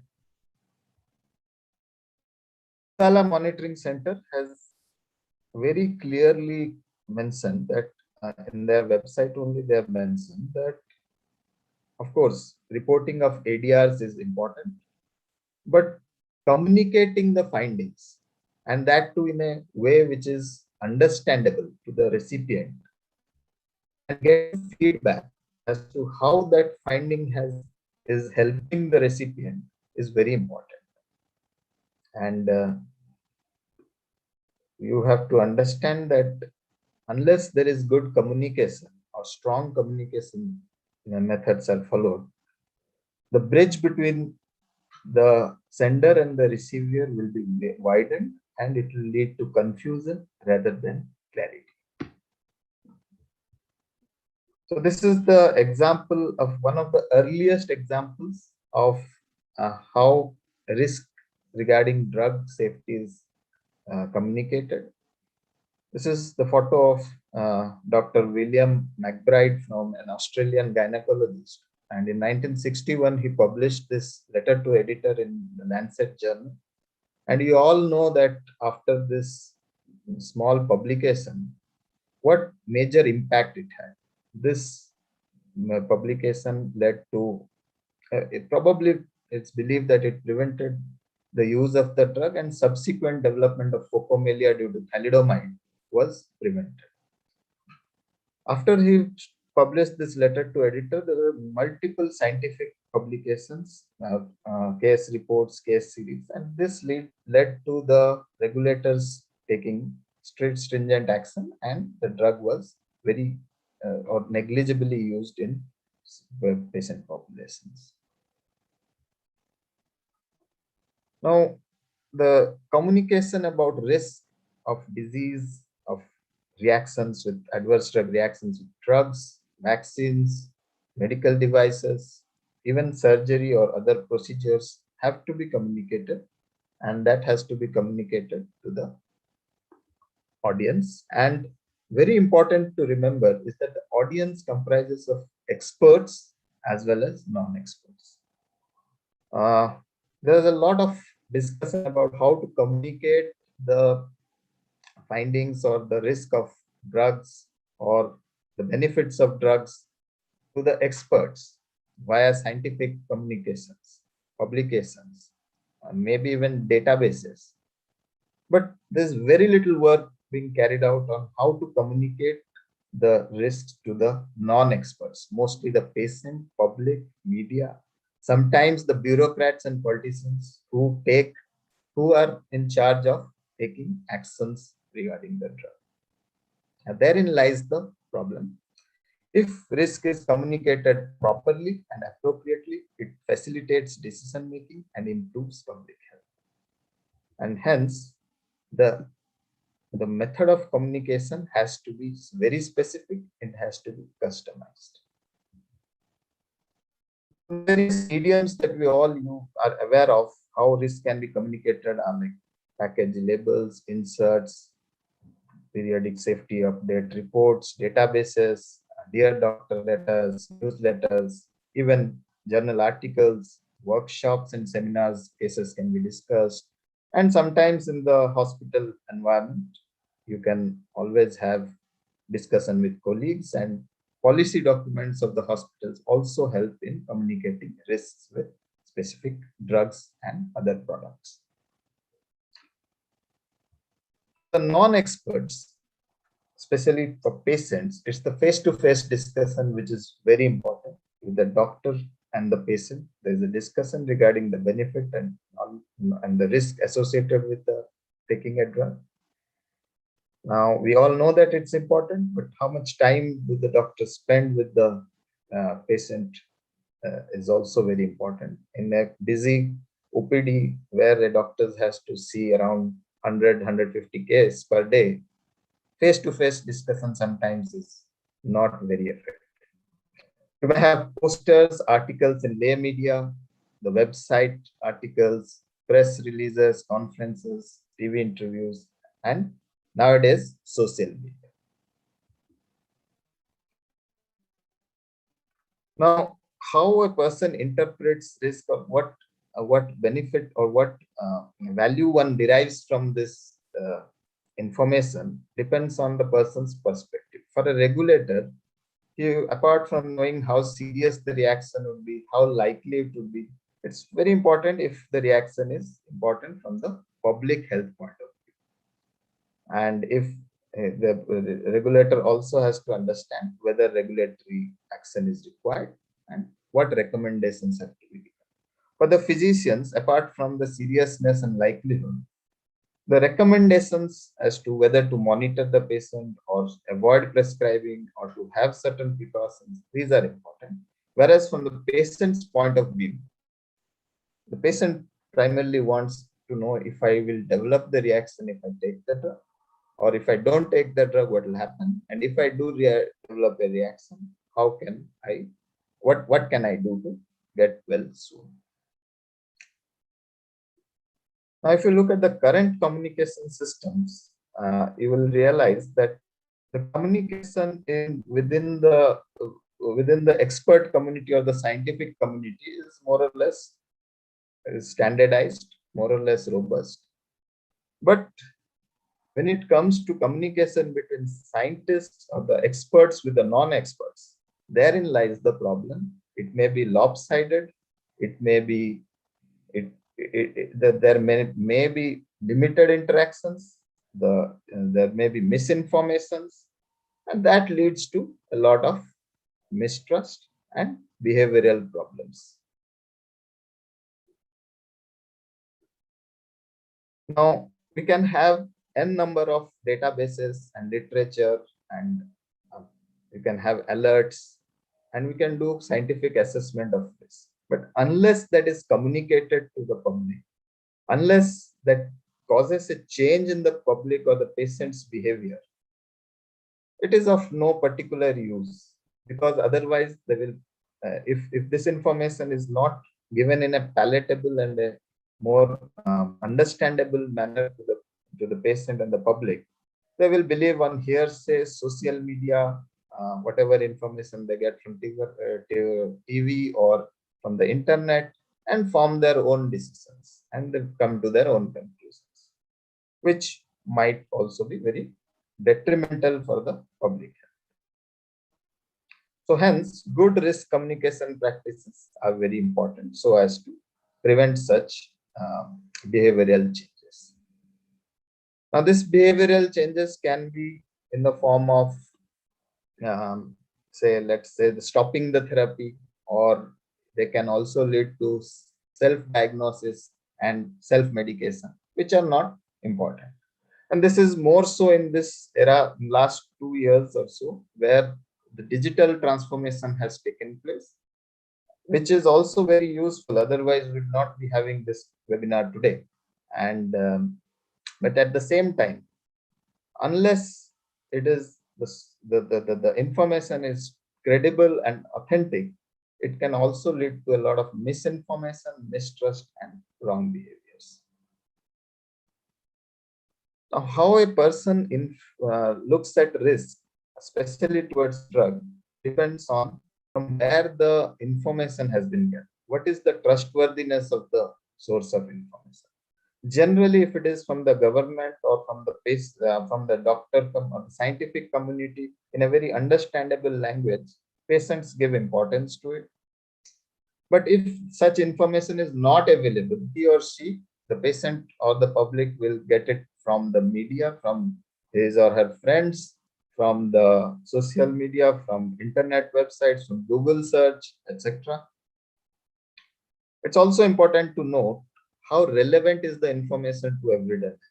Unless it is conveyed clearly as to whether the ADR is serious or not, will it affect the day-to-day activities, whether it will affect the livelihood of the person will not give importance, or the patient will not give importance to such information. And what is the relation of this particular risk of an adverse drug reaction compared to the other perceived risks, such as if you do not take the drug, what is the chance that the disease will progress?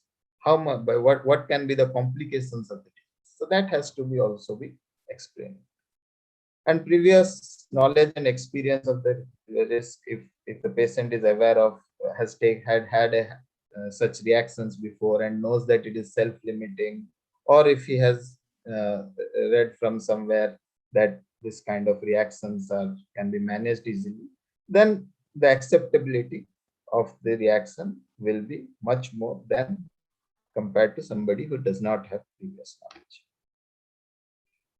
Now, these are the I've taken the slides from our major points from this very important piece of this with very important document from CDC Clear Communication Index. It's a big 40-page document, but these are the important takeaways from it.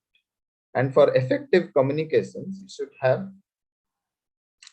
the main message. What you want to convey should be very clear, should be unambiguous. It should be from a credible source, and it should be targeted for the specific audience. Now, it should be timely. That means whenever there is an early warning, whenever risks are developing, it should be informed to the audience in a timely manner so that adequate action can be taken. And the importance of the risks should always be highlighted. And it should be in a language which is understandable, jargon-free, and the information should always be in a layout which is uncluttered, and as far as possible, it should be accompanied by visual aids. The presentation of risk and whatever data you are presenting should be understandable, and absolute numbers should be given. The state of the science means what is the evidence behind why you are saying that this drug is causing reaction, what is the current evidence, and what are the uncertainties must be addressed. And you have given the evidence, you have given the data, then what are the recommendations? What should the patient do, or what should the physician do whenever he or she encounters such reactions?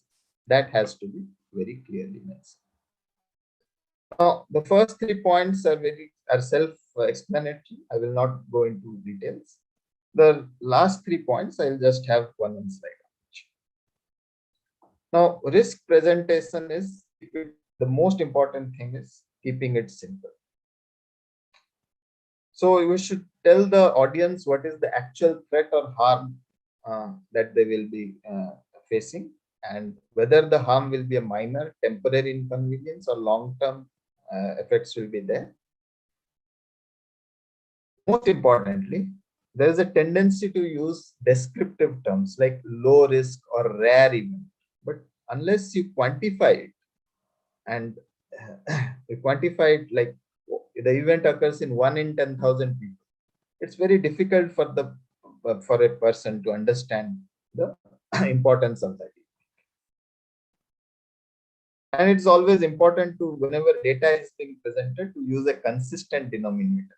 Now, to express the probability of a possible outcome, you should have a consistent denominator. Like instead of saying 40 out of 1,000 and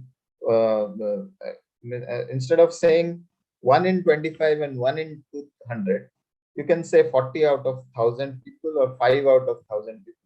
That makes it more consistent and more understandable. And very important, the human mind is not designed to understand complex mathematical formulas or situations. Keep it simple. Keep the numbers very understandable. Use natural frequencies like 1 in 4 people rather than saying 25%. Or always use absolute risk rather than relative risk. There may be an event which may be caused in 2 in 100 people. Now, if it, after taking a drug, if it decreases to 1 in 100, there's a 50% reduction. But does it mean that it's clinically important or it's meaningful for the patient? Probably not. So use absolute numbers. And as far as possible, use visual aids. Now, statistics and mathematics is difficult to understand. We have live proof of that. And even it's difficult for doctors. So it makes sense that this information is given in a simple, palatable way to the non-experts. If you look at this particular statement, it's expressing a probability of an event as a probabilistic factor. That is, a woman taking drug A may develop breast cancer. The probability would be 0.8%. And if she has breast cancer, the probability that it will show up in a mammogram is 90%. The same information can be given as natural frequencies. That is, 8 out of 1,000 women taking drug A may develop breast cancer. Of these 8, 7 will show up as a positive result on mammogram. The same thing, but see how the change in language makes it very clear. And this is very important for non-experts. Visual aids, they are also very important. And if you can show the probability as, like for example, as a visual aid, like for example, this in this photograph, one out of 6 Americans that get sick due to food poisoning. They have shown 6 people and one of them have been shaded, which conveys the message very clear.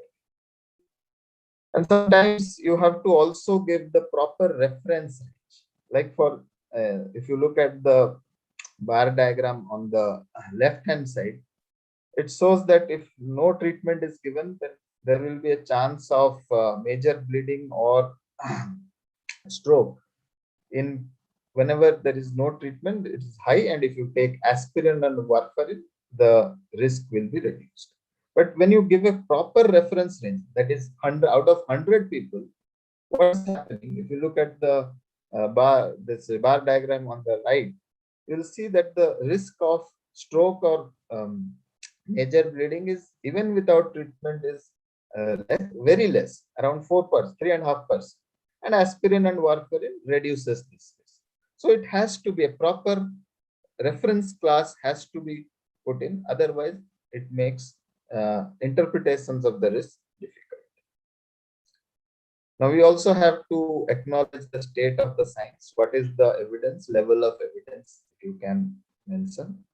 And especially during a kind of public health crisis, such as this pandemic which is going on, one has to acknowledge the uncertainty and that data is not available, and we have to be very clear on it. So this will build trust. Like for example, you can say that if the patient is taking drugs during pregnancy and this medicine has not been tested, you can just inform that it has not been tested, and if one should keep a track of the medicines that the patient is taking, and in case of doubt, consult your doctor. Then comes the most important part. Only giving information is not sufficient. One has to also give important recommendations, actionable recommendations, which can be carried out at the end of the patient. So these are behavioral recommendations, and these are specific actions to protect the health of the patients. One has to describe the steps taken to take in performing the action, and it has to be very specific as to how often and how long the action needs to be performed. And also clarify what will happen if they don't take the recommended action. So for example, this is from the CDC guidelines I've taken. It's recommended that women take 400 microgram of folic acid every day, starting at least 1 month before getting pregnant. That is, they are specifically saying how much drug has to be taken, for how long, and how to prevent. And this will help in preventing major birth defects of the baby's brain and spine. And this is in simple language, and it is clarifying what will happen if they take this action. So I'll just quickly go over a few examples where these effective communication points or principles have been followed. Not all of them may have been followed, but these are certain examples. This is regarding the safety of a vaccine, pediatric vaccines containing an adjuvant called thimerosal. Now, there was some concern regarding its safety. So, in the website, the CDC website, they put it up that thimerosal is relatively, the main message is very clear that there have been few concerns regarding the safety, and therefore it is no longer used in children's vaccine. It is supported by a visual, and unfamiliar items are explained, and the data is uncluttered in a question answer format and brief, concise, but important points are conveyed. These are from the US FDA's website. The patient communications are very clear that one of the first one says that the vapors from alcohol-based sanitizer can have side effects. So it gives a clear message that you apply hand sanitizer in a well-ventilated area. The other one says that there have been risk of heart rhythm. It could see the language. The language is not arrhythmia. It is heart rhythm with seizure and mental health medicine lamotrigine. It could have been mentioned as anticonvulsant or anti-epileptic, but they have used the term seizure and mental health medicine and in patients with heart disease. And they are saying that FDA requires studies to evaluate heart risk across the entire drug class. These are some few posters which have been put up by various agencies where the message is very clear. That the first one is from the New Zealand, where they are asking the patients to have a discussion with their physician regarding the drug and how and when to take it. The other one is from India, from the Pharmacovigilance program, where it clearly says that if you have these kind of adverse drug reactions, then report it. A number is given. So some recommendation or some action term has been produced. These are from the CDC, where they are clearly mentioning and showing by pictures and various visual aids that children should be kept away, or the medicine should be kept away from children, and that too from and it should be locked up properly in a cabinet, and what to do if how to convince the children so as not to play with these medicines. They are not sweets, or they should not be handled by children. This is one another communication regarding when to call or when to contact the cancer care specialist. Especially, these are the conditions like whenever there's a refill required, or there's an adverse drug reaction, or people are unable to take, or there is an injection site reaction, or people are unable to take the drug. In such case, they are asking the patient to take some action and consult the physician. This is from a Twitter campaign which was run on by the Ministry of Information and Broadcasting, where you can see they have informed that after taking Covishield or Covaxin, the chances of thromboembolic events is 0.61 per million doses, whereas it is 4 cases per million doses reported by the UK. And with Covax, and this was for Covishield, and with Covaxin, they did not get any potential thromboembolic events were not reported. And clearly they have mentioned the benefits of the vaccines outweigh the risks involved. So these kind of information conveys the message very clearly, and many people who were initially scared of taking the vaccines are now accepting the vaccines. Though this is not related to pharmaceuticals, this is a very interesting poster I found from the Texas Medical Association, the COVID-19 risk chart, where they have categorized the risk as low, medium, and risk, given them a numerical value, and they have said that you can lower your risk by wearing a mask and practically distancing yourselves. So I'll summarize by saying that just as we have the 5 rights of medication safety, we can also have 5 rights of for effective communication or risk communication. That is, the right information should be given from the right source at the right time, which basically means that it should be early, it should be disseminated as early as possible, and the right risk and benefit metrics and quantification should be there, and it should be followed up with the right recommendation. And last but not the least, the most important thing is it's not enough to give the recommendations or not enough to give the data only. One should also receive feedback and assess the impact of giving these recommendations, giving this information, and how it is affecting public. These are some of my resources that I have used, and this CDC Clear Communication Index is a very good material. Please go ahead and consult it. So there are certain themed articles in drug safety and BMJ regarding risk communication, and this is a very good book by William Lees and Douglas Powell regarding the perils of poor risk communication.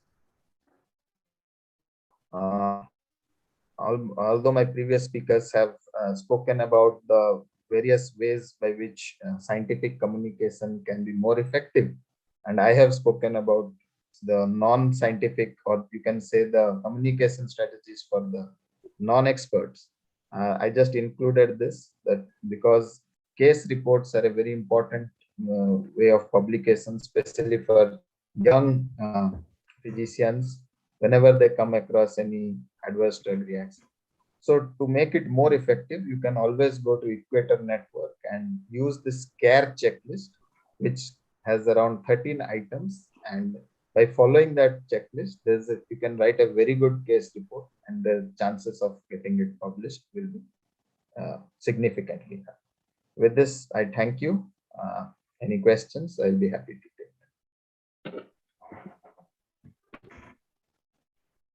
Thank you so much, Dr. Biswa. I would throw in another R, the last R. We have got the right person to talk on this. Thanks to the organizers for getting you to talk on this particular topic, and amazing, wonderful examples, a lot of visual aids, and the posters, real-time posters, which has really helped us understand that communication is the key to effective communication is the key to minimize all the risks in pharmacovigilance. Thank you for that. And with this, I think we have come to the end of the webinar with all the topics being presented. And we do not have any, I don't see any questions for you in the chat box. Maybe we can we can give the audience a minute or two if they have any.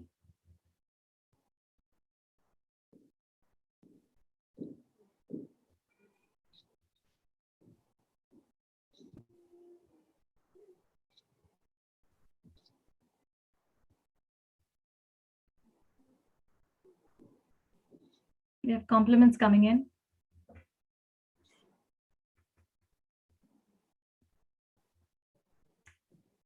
Any questions, audience? I think there was one and it was answered by Dr. Ravi Shankar.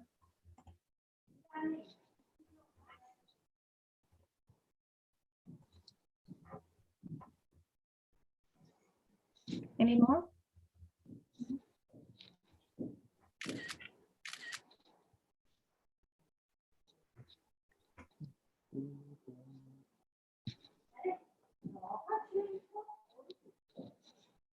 Madam, you can carry on, ma'am. With this, Chinmay, go ahead. thank you. Thank you, Rajeshwari madam. Thank you so much for moderating the sessions very nicely. Thank you, Biswa. Thank you, Ravi Shankar sir. Thank you. All the big thanks to all the speakers to make this session very interesting and informative. Thank you, everyone. Over to you, Chinmay. Thank you so much, ma'am. Thank you all the participants who have joined today in this event. I would like to thank Dr. Joy Prakash sir, who accepted our request, and he was our chief guest for today. Followed by Dr. Subhash Chandra Dinda sir. He was my mentor in during my B pharmacy. So during my graduation, he was my mentor, and I was in touch with him. I'm in touch with him. So then I would like to thank Dr. P. Ravi Shankar sir. He's from Malaysia, and he also delivered his talk very well, and so much interactive through that software Slido something. So it was good. And followed by Dr. Garrett from Hungary country, UK. So it was also good, and he expressed everything in detail about the what we should do to so that we won't get rejected after sending our manuscript.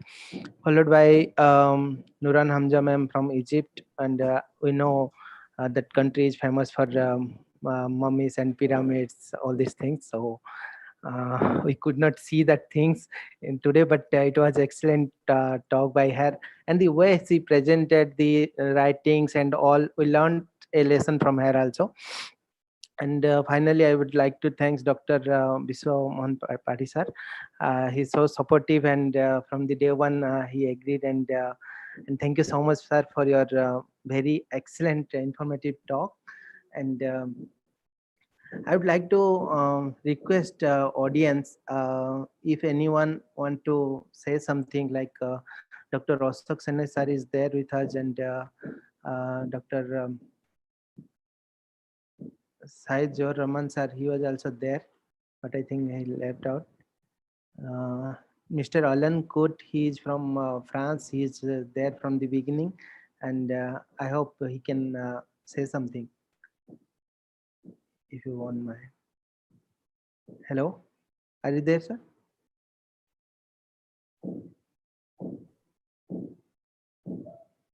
Okay. So finally, I would like to thank all the participants who have joined today and made this session a successful one. And thank you one and all. And we will be sharing this recording on YouTube. And if someone has missed out, then they can also see it later on. And everyone, thank you for all your support, sir. Thank you. And thank you so much. Well, I would like to say a couple of words. Yeah. Thank you, speakers, for sparing your Sunday time for us. And thank you. It was very informative, I must say. It was a very informative webinar. It's not complete without thanking Dr. Roja and Dr. Chinmaya for planning this in and out, and they've been consistent and working behind the scene day in and day out, and I know that. So thank you so much. Thank you so much for this opportunity as well. Thank you, Dr. Rajeshri. I look forward to more such sessions. Yeah, you could not sleep for us this night. No worries. I hope to compensate by sleeping for the rest of the day. So no worries on that. It's still Sunday. So much for your all support. Thank you. Thank you. Thank you. I mean, you are so inspiring. I mean, it's like I cannot decline that when you asked me to do it, and I could not refuse you. Thank you.